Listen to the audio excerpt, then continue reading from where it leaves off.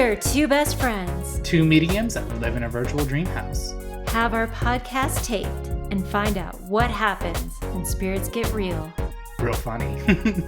By the way, if you don't like cuss words, Dana, what do we rate it? We're rated M for mediumship or Matt's immature. I thought it was Matt is awesome, but whatever. Enjoy this episode. This is I'm a Medium. Ask me how. I'm a medium, ask me how. Hey, Dana. Hey, Matt, what's up? I have a joke for you. We're going to open up with a joke. Okay, go. Mm-hmm. What did the table say to the spirit world? I don't know. You moved me. Aw, that was really good. That was corny.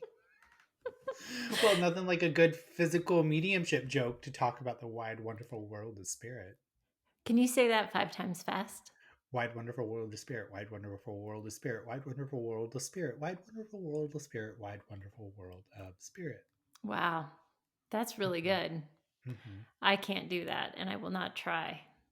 Because then we would just have to start this podcast over again, and I refuse to do that. Are you sure you don't really want to say the wide, wonderful world of spirit?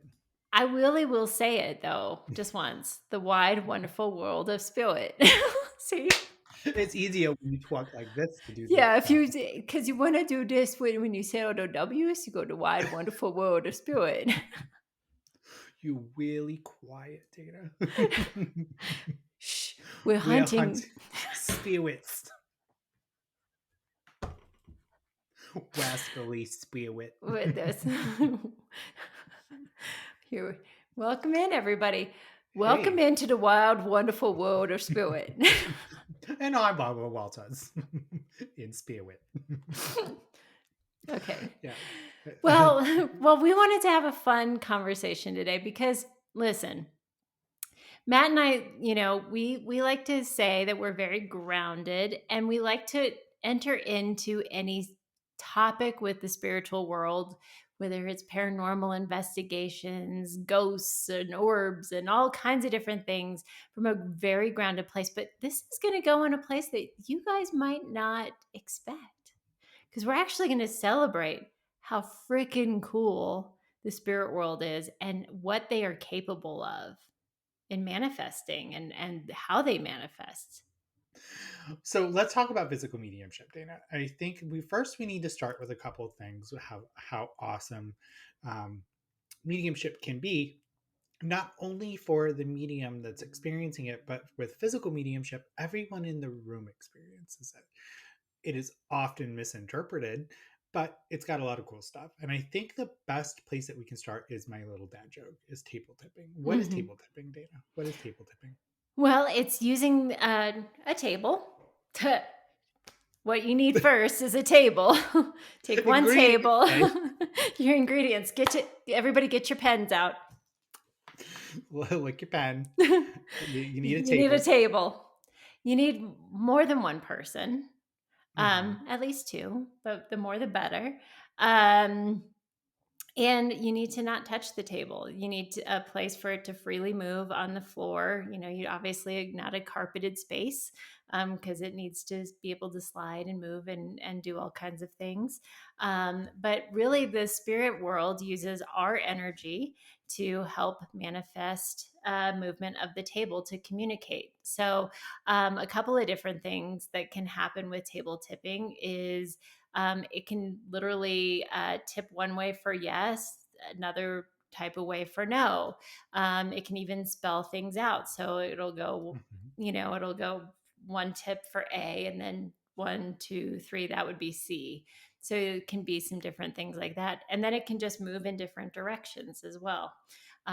So it can do some really amazing things, but really, I know if you're not watching us on YouTube, or I know you can watch on Spotify now, but you really are just touching the very tops of the table with the tips of your fingers. So there's nobody that's touching or that can actually move the table the way that it's moving. So it's one of the coolest phenomenon I've ever seen. It takes some time to get it going. You need the right vibes. You need to set the tone. It's like a really hot date. You got to get the candles. You got to put the right music on. You can even dress up nice for spirit. They like that. They like a little rouge on the cheek. I don't know. It's totally up to you. But really, it's setting the tone and the positive intent before you do it. I do want to highlight on the table though that you want to either use like a really lightweight table, like a three-legged table, or like a TV tray or a foldable table. Look, you're asking for much if you're trying to like move like a anthropology table or pottery barn or wherever you buy your tables. But really, some are lightweight, and it's patience. Mhm. And I think that's a really huge ingredient that we need to highlight is that it takes patience. It's something that usually with all physical mediumship, it's repetition and it's everyone showing up the same people because you're introducing new energy every single time you bring somebody in every single time. So it's usually a dedicated, it's like a closed group typically that sits with the table for a couple weeks. Like it takes a while. It's like almost spirits like, you want to earn it, baby. You want it. You got to earn it. You like it. But it takes a while. So if you are looking about doing table tipping, find a group that you know is dedicated, that's going to show up and things will happen. Yep.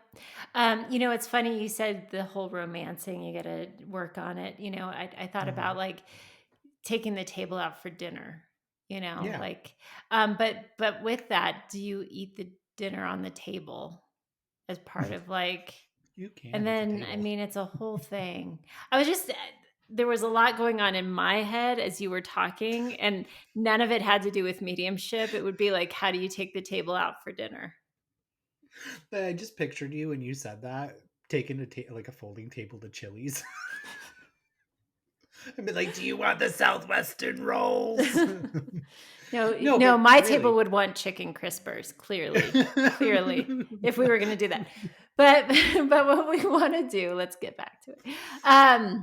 My brain is going different ways. That's fine. But we really, the key to it is putting, like Matt said, setting the tone.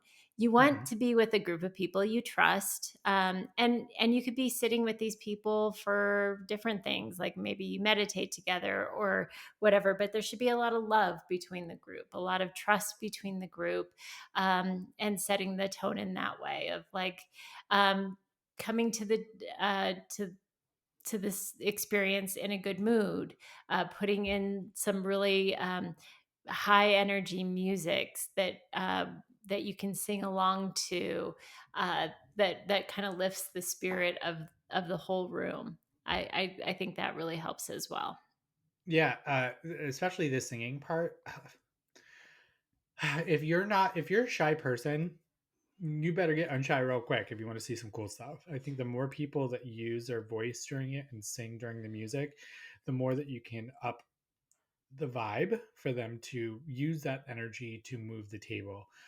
Me and you have done it with Michael and Megan, and it takes a little bit like to kickstart it. So you'll put your hands on your table, you're closing your eyes, you're singing, our medium is an awesome medium, he reigns, or whatever it is you're singing. I don't know.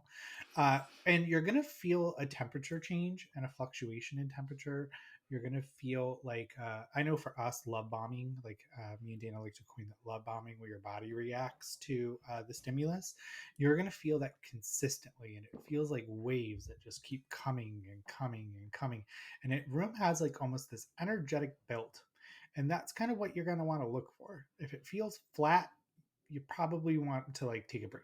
Hmm. But you want this building around you, and it's almost as if you can feel the spirit world's hands go under the table, and you might feel the table kind of start knocking at first, or it might shift a little. I know some mediums that we know have done it, and it's slid across the room, and it's gone up a wall. It can move around the room. Spirit's very intelligent about grabbing the table, and then it's a game of I need to follow this table across the area, but it is very full of love. Hmm. And so going in with a positive intent into any physical mediumship is 100% required. Hmm. 100% so surrendering to the outcome, letting it be what it is. And you know what? So what if you sit around a table and the table doesn't move or tap, but that fluctuation in the energy That changes feels you. amazing. It feels Yeah. absolutely amazing.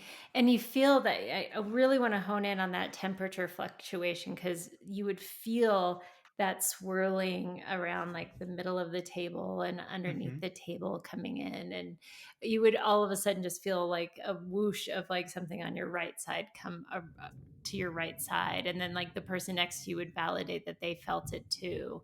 And so it was really cool to see how that would happen as well. So, table tipping is an amazing thing.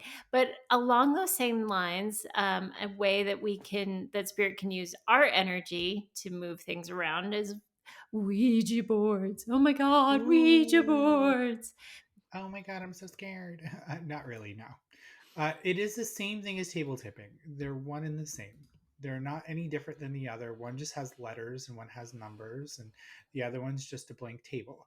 It goes with the same mentality, setting the tone, putting some soft, uplifting music in there. Highly recommend Disney songs if you need a playlist. Uh, Also, making sure that everyone's going in with just love in their heart, good intentions, that we admit and we're honest. Because I think with table tipping, it's harder to move than the planchette, and I feel like sometimes our intuitive thoughts can move the planchette. Mhm. So holding air for Ouija boards as well, that you can move it on accident. But one thing with table tipping and Ouija boards that I really definitely want to highlight is if somebody's got to move, or if somebody notices something, or if they cough, please communicate with the other people that when you're doing it. So like if I move my hand a little bit, I'm just going to be like, that was my hand. I've got to itch my nose. So I'm going to take my nose, I'm going to rub it, and I'm going to put it back. So it's like making sure that like whatever movement that you're doing that is not the planchette, that we are communicating with anybody involved. So that way, because there's always one person, Dana, it's Linda. Mhm. Linda's like, oh my God, I moved. And it was really just Sally itching her nose. We're gonna have to apologize to Linda again. You gotta like equally distribute. We're gonna like disassociate all Linda viewers from this podcast because you keep on throwing Linda under the bus. Schminda. Okay, Schminda. Shminda.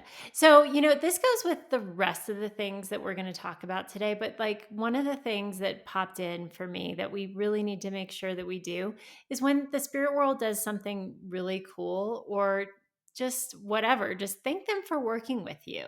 Hmm. Cheer them on. Thanks for coming in. Thanks for working with me. Thank you for showing me that you're around. I think thanking them for their time and their energy to work with you is really important in doing this work, and being great, having a grateful heart also helps.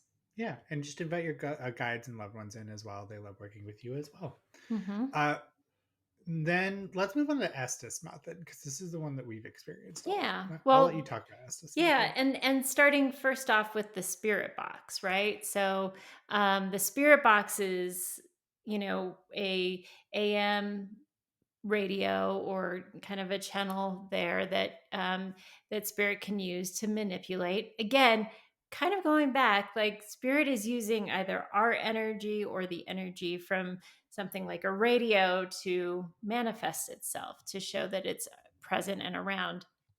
And so a spirit box will allow them to sometimes have words come through or voices come through and all of that. And you can use a spirit box just by itself. You can just kind of turn it on and a bunch of people can listen. The one caveat with the spirit box that can be a little weird is that our brains want to find words where there may not be words. And we Hmm. might hear like this, but again, and we might try to make sense of what that is. My experience with the spirit box is when there's a real word, you hear it, you know it.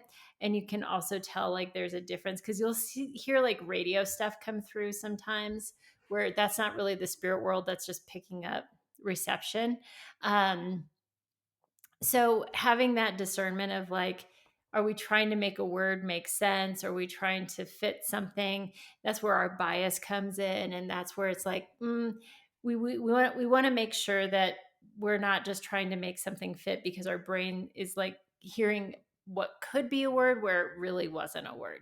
which brings us to the Estes method, which is a wonderful way of using a spirit box because it actually shows the intelligence of the spirit world and evidence. So with the Estes method, you have your spirit box and you have somebody sitting there with noise canceling headphones on and blindfolded, so they can't see when somebody asks a question, and they can't hear if anybody from the room asks a question. They can just hear the spirit box.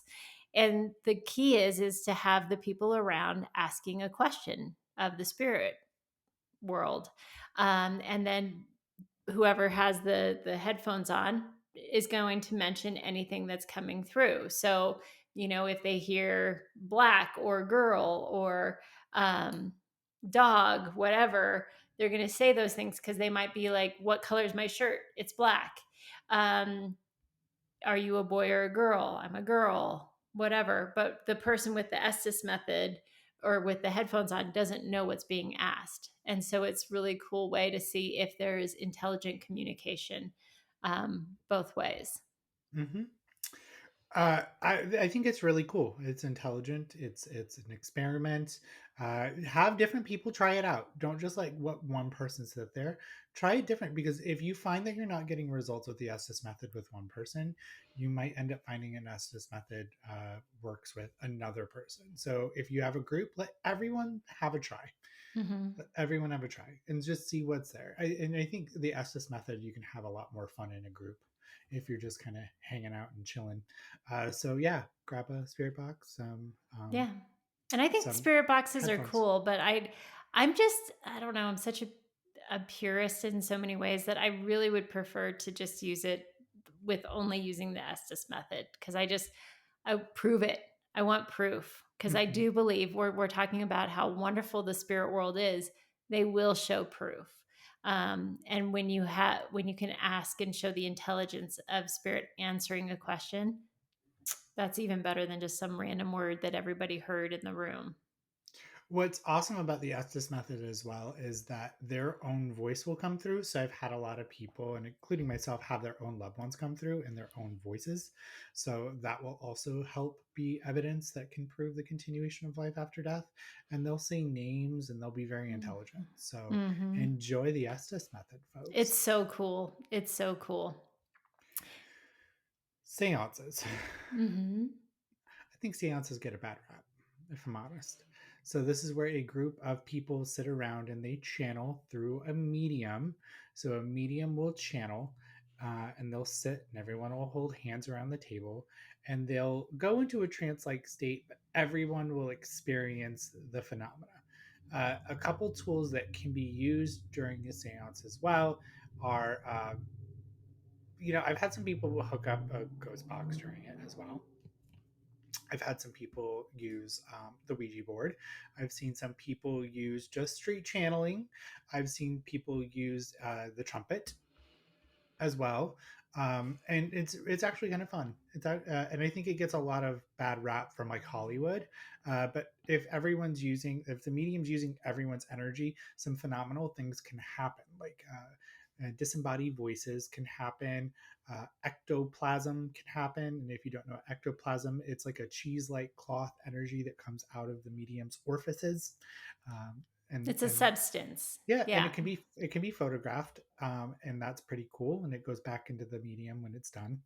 Um, I think also full-bodied apparitions can show up during a séance. Spirit lights, which are little twinkling lights around the room. We'll talk more about those later.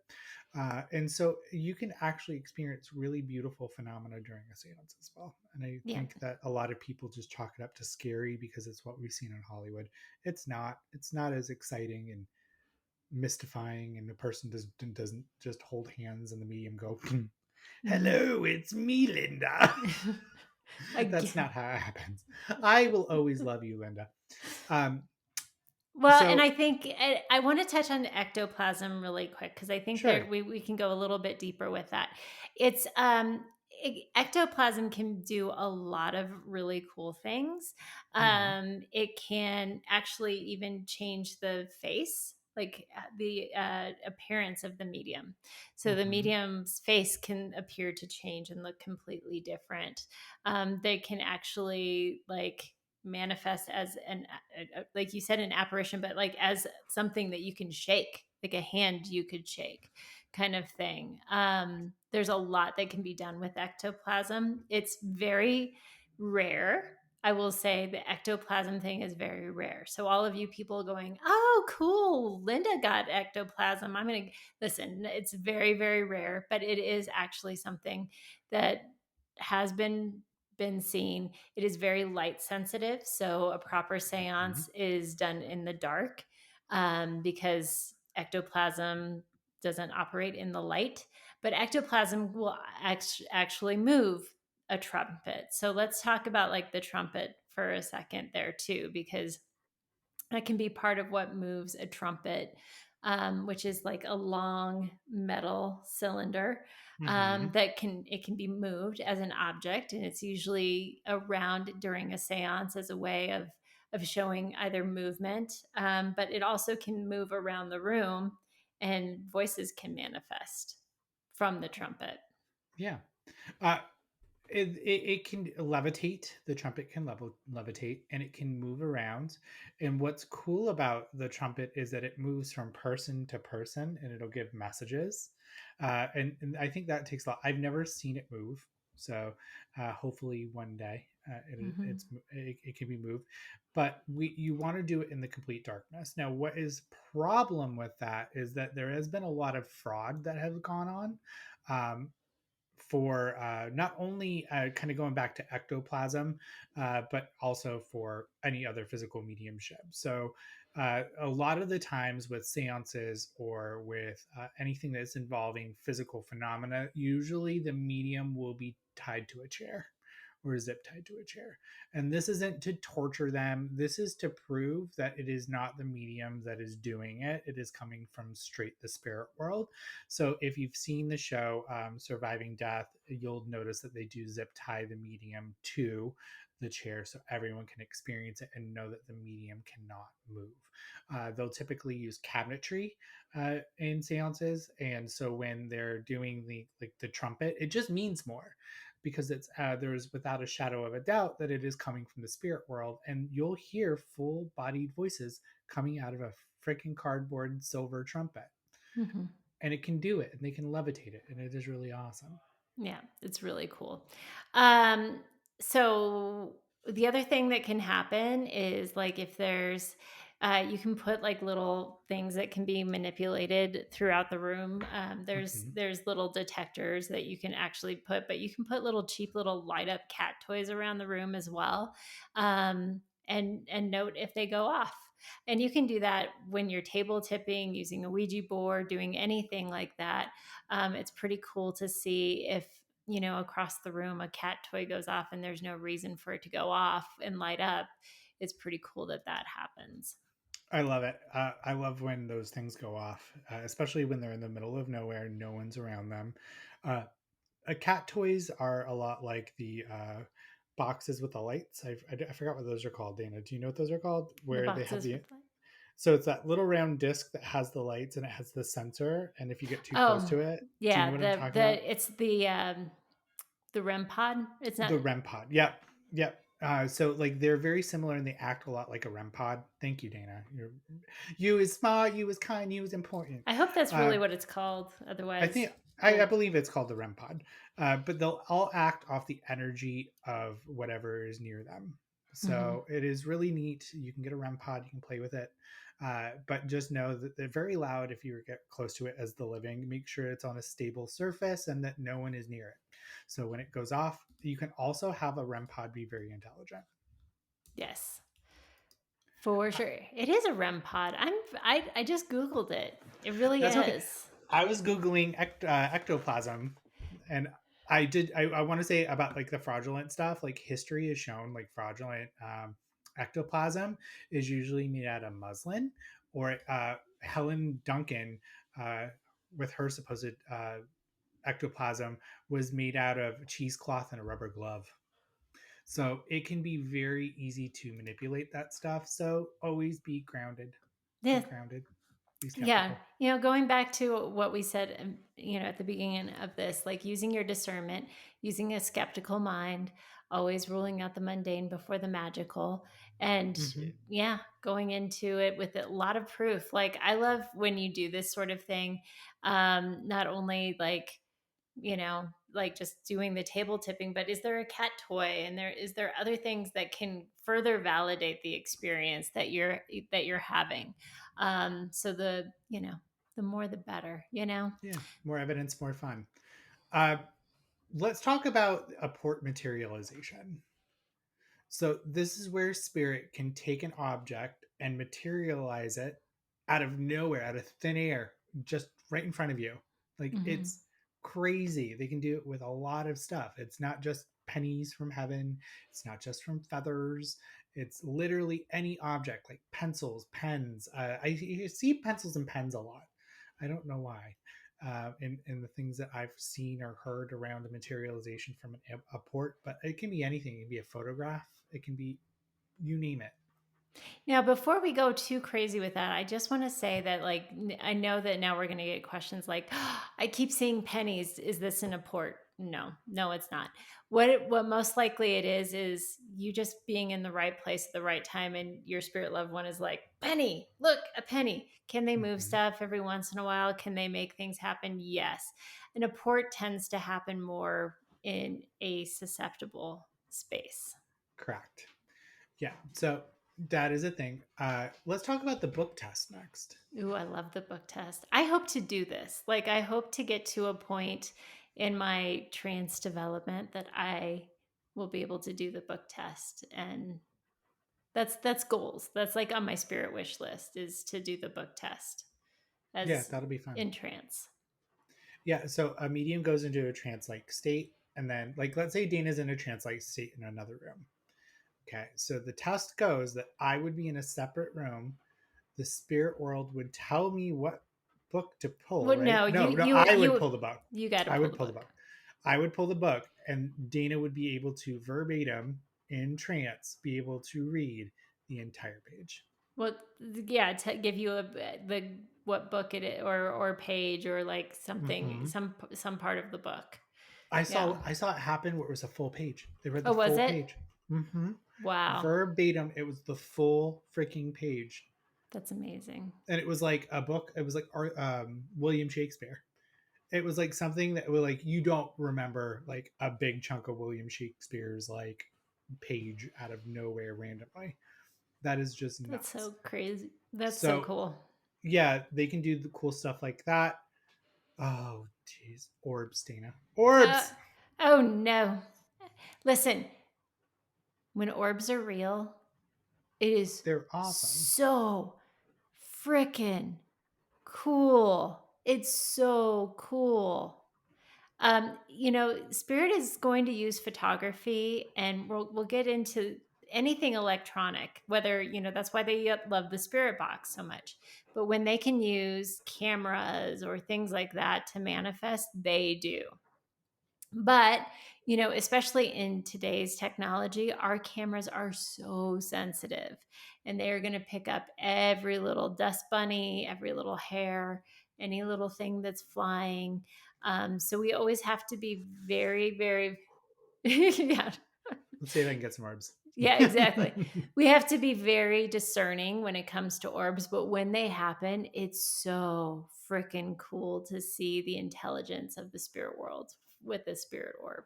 So, what are No, some of the things to pay attention to with the spirit orb? it's intelligent.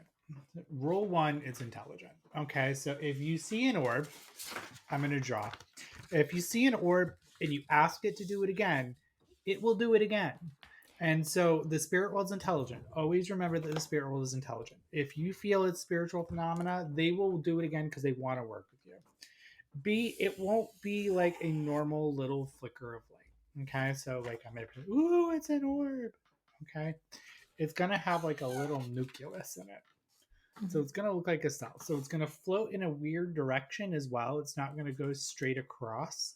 It's going to like zigzag like in an intelligent way, and it'll hover and then change direction. It's not going to just float Fly from across one. the room. Yeah. Yeah, it's going to stop. It's going to change direction. It's going to have an unusual pattern about it. So if it doesn't have any of those, it doesn't have a nucleus. It's not intelligent. It's flying one direction. It's hair. It's Yeah. dust. I think orbs are really like one of those things that are like easy to misinterpret. Very easy. Very easy. You want to pay attention to a lot of what's going on during when an orb would be showing up, a possible Hmm. orb. Did I move around? Like did my hand move around? Because that could have stirred up some dust or Yeah. some things like that. A lot of people have shared what they thought were orb videos with me. Like they tag me and stuff all the time on TikTok and stuff. And it's like, well, no, you just like got up off of the bed and guess what's in our bed? Tons of our Dander. dander and like our Hmm. skin. And sorry to be gross, but that is like there's even the cleanest people are going to have those things. Whenever you move the sheets or covers, it's going to stir some stuff up. Hmm. So I'm like, see how you moved right here? And then you saw it there's the stirrup, then that would be explaining why we would see something there. So always using some discernment of like Yeah. where could we rule this out to be something else. Before me and Dana even say it's anything, we're always being like, how can this be explained? Yeah, how could this not be spirit? Yeah, don't label everything spirit. Like, I want you to, like, if you have a phenomena, go through, like, was I near a window? Did the car's light bounce off my glass mirror in my room and catch something? Like, what are the whys first before we label it anything? And if there's no explanation, phenomenal. That's great, but not everything can be spiritual. And me and Dana, I'm going to say it again, and you've said it already: mundane before magical. Mm-hmm. Mundane before magical. And I Yeah. know we really desperately want to believe in all this stuff, guys, but there's so many factors that it could mean something else. So Yeah. we want to be rational and grounded. And here's the thing, the spirit world, it can do some amazing things. And that's really what we wanted to talk about. Mm-hmm. But having like when you can rule out the mundane and know that it wasn't the mundane, it makes the magical that much more amazing. So Mm-hmm. it's worth being discerning about. Um, Temperature Yeah. fluctuations. We talked about that a little bit with the table tipping and things like that. But noticing too, like the spirit world, you and I say this all the time with mediumship. The language of spirit is feeling. And that's not just emotion, it does include emotion, but it does also include sensations and feeling. And you may feel sensations of like cold spots or warm spots, or, as a spirit energy steps in, you feel like a bunch of cold coming in or even warmth, right? So, acknowledging that, like, okay, well, I don't have a fan on me. I don't Mm-hmm. have the air conditioning going. I don't have ruling again the mundane out. It's pretty amazing that when you're doing a lot of these things, you really do feel those temperature changes. And it won't just stay that temperature. Let's be real. It's going to fluctuate, but it is going to be such a dramatic fluctuation that it is very noticeable. So if only one person's like, ooh, okay, you know those terms that it's just like people use that just give you like the creepy crawlies, like, ooh, I got the chills. Like Hmm. that's mine. That's mine. That's mine. Like, ooh, I got the chills. Because I think every psychic medium always says that. Hmm. But it doesn't mean because you got the chills that there's a dramatic temperature change for everybody. It will be in a physical mediumship. It will be everybody noticing it. So if you're the only one that's noticing it, you're probably sensitive to energy. And I want to be very clear with that because we can have a visceral body reaction to energy. Mediums get it all the time. We'll have a spirit in our awareness and our energy field, and our body might react. That is not a temperature change. This is actually like you can, like, everyone's like, it got really cold in here, Hmm. and then it gets warm. It'll come in like a wave, and then it'll keep doing it and it'll come in stronger. But those are the things that you want to pay attention for. It's not just getting cold and then it's cold for like 40 minutes. It'll just be like almost like a movement of cold air, and it will Hmm. move, and it will move intelligently. Yeah, it's not gonna just be in, like, that one little spot. It made me think of that one spot in on the Queen Mary when we were investigating the Queen Mary, and you were Mhm. like, "Dana, come over here." And there was that little doorway, it was like a doorway into a room, and you Mhm. were like, "I feel something right here." And you could feel, like, coldness in that one little spot because I went over to where you were, and then when we left, and then we came back to that same spot later, we felt nothing.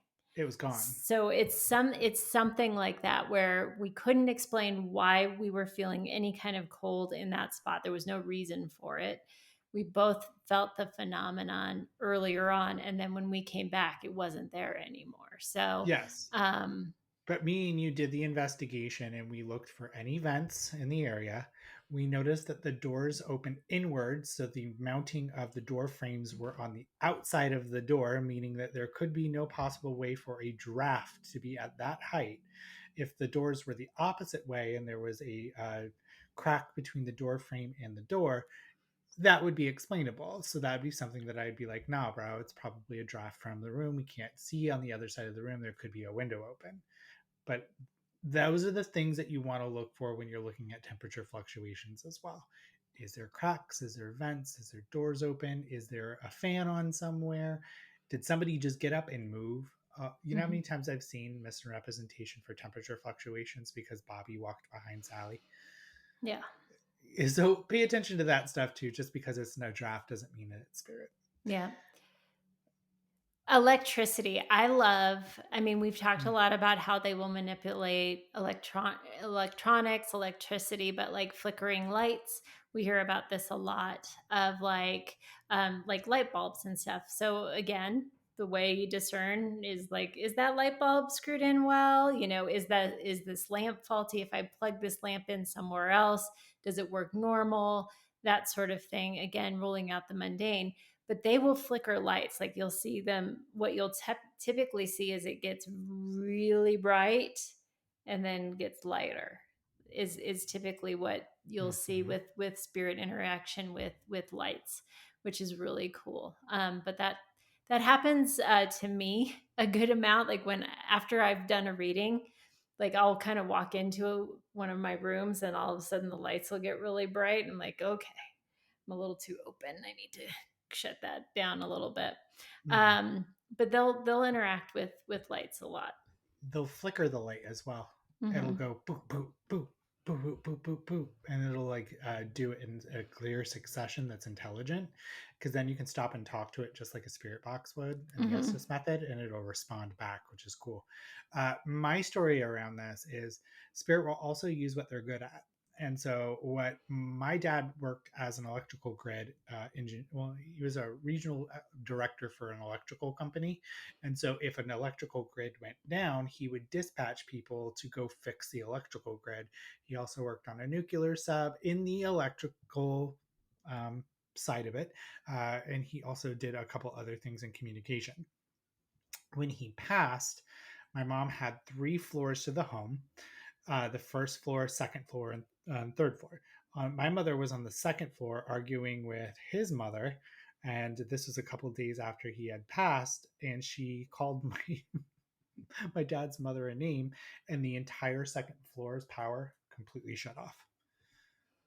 Completely shut off. So the third floor was still on, and the first floor was still on, but the second floor had zero power. Couple weeks later, I had gone home. I'm laying in bed and I'm talking to my mother about my dad, and my dad passed tragically.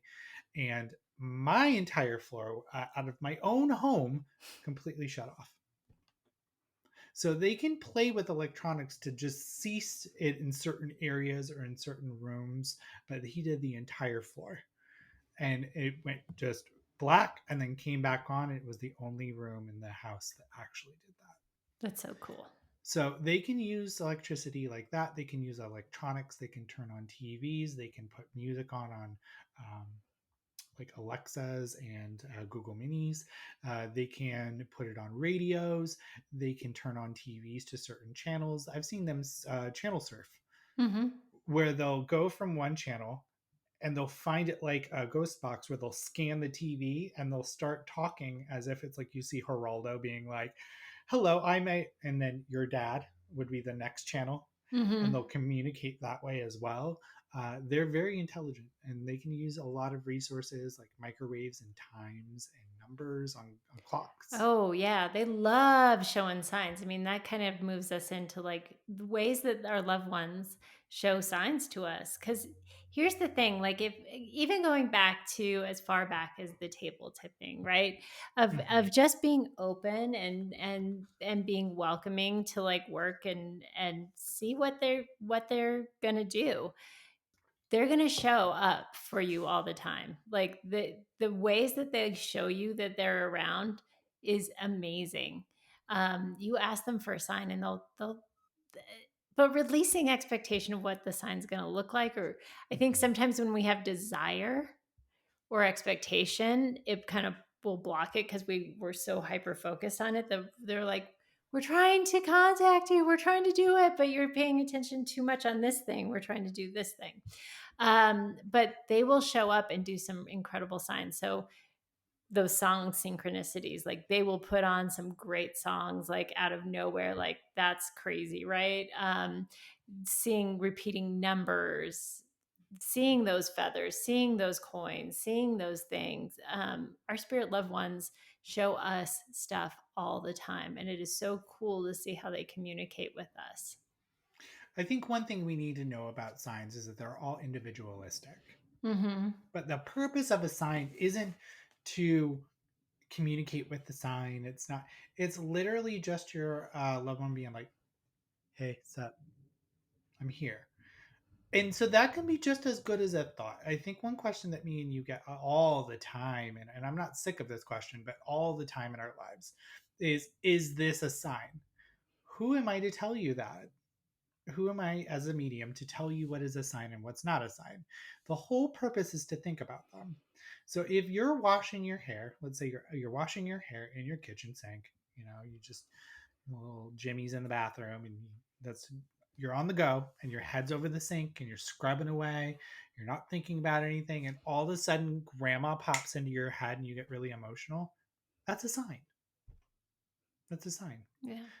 Yeah. So I the was whole thinking purpose the is, whole yeah. time why I was washing my hair in the kitchen sink.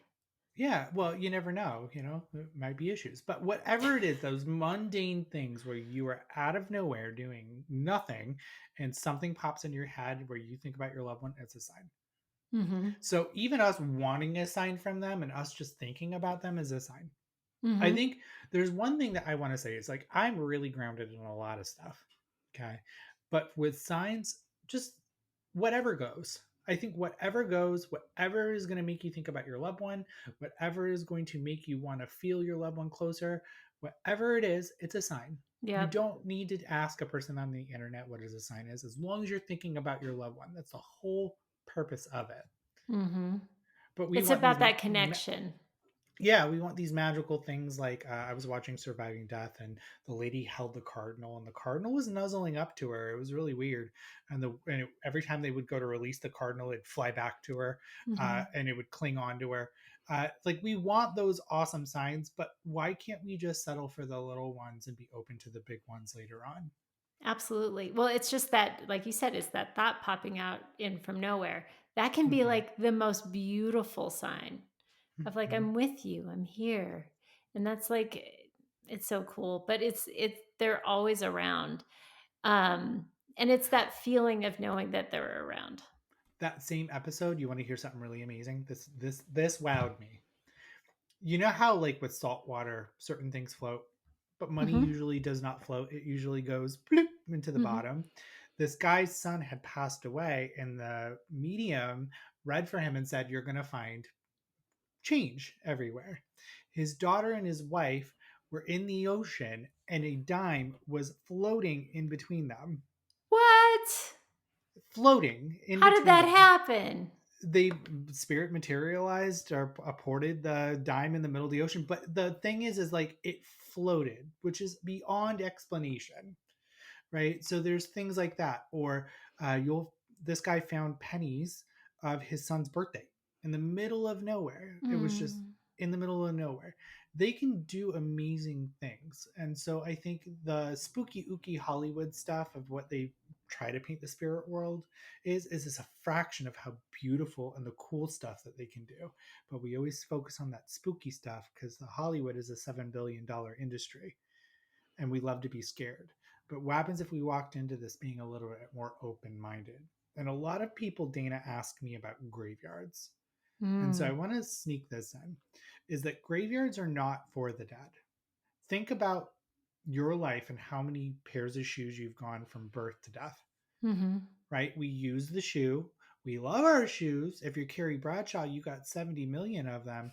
But if you were to lose a pair, you got a new pair. And so you're not going to really necessarily be concerned with the old one. And I think that's what the spirit world kind of views about their body. Like it's gone, it's deteriorated, it's in the earth. There's no need to hang around it. And so graveyards are only there for the living. And so a lot of phenomena can happen at a graveyard because we are there thinking about them, so they don't hang around there. They're most likely with us in their own little heavens and separated with all the other loved ones, but they really kind of show up to a lot of like funerals. You're going to see a lot of like cool signs from spirit at funerals, cool signs from spirit at graveyards, anniversary dates, Mm-hmm. birthdays, when we're feeling down and we need support. But those are like signs are typically not at graveyards all the time. So don't go to your graveyard sitting there with a Ouija board trying to talk to your grandma. You can do that in the comfort of your home. Be more comfortable. I mean, they'll do it wherever you want to do it because they're Yeah. connected to you, not the graveyard. Mm-hmm. Let's talk about honoring loved ones. So they give us a lot of signs, or they try to communicate with us. But like one thing I want our listeners to know is that a sign you can send to them is honoring them. And so what I mean by that is like, let's take, I'm going to use this example as my dad, right? And I'll pass this over to you. Is my dad was an amazing teacher in life. He loved teaching you how to like change a tire or change your oil or set you up for like really foundational stuff. And so since he's not here anymore, the lessons that he's taught me, even like compassion and being compassionate and stopping when you see an accident to make sure everyone's okay. Like that was the core of who my dad was. And an amazing way to honor my dad and say hello is to continue doing the lessons that he taught me. Mm-hmm. And I think if we ever want to feel closer to our loved ones and have them around with us, it's leading by how they lived their life and how they loved and how they taught. And so, like, if you're looking for the wide, wonderful world of spirit, it's in with you. It's inside of you, and it's inside the love that you continue to carry on, even though they are no longer here.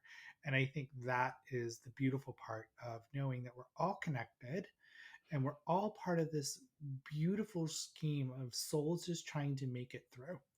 And even when we no longer are here, we're still continuing on.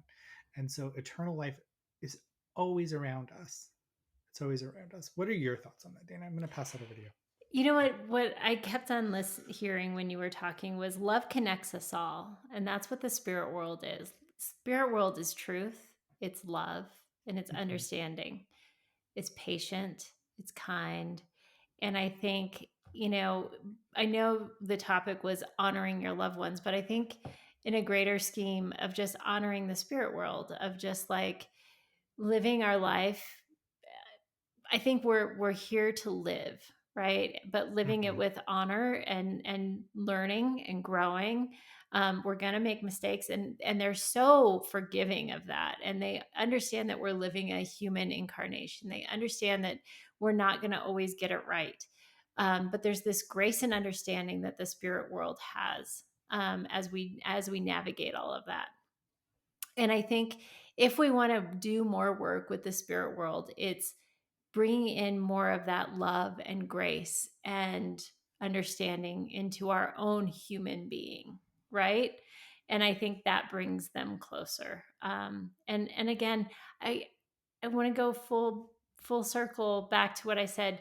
Thank the spirit world for working with you. Thank them for being present and have a gracious, loving heart. And I think that's the best way that you can honor your loved ones.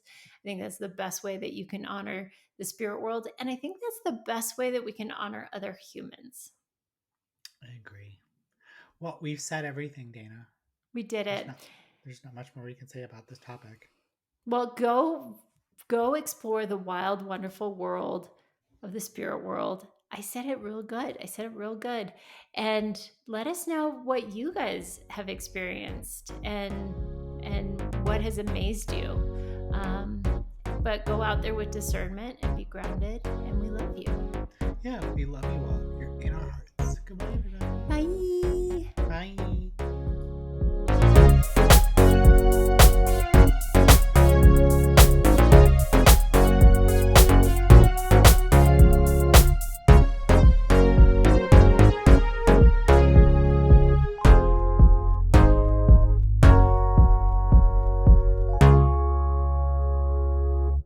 What did the spirit say to the table? Move. Get out the way. Get out the way, table. Get out the way.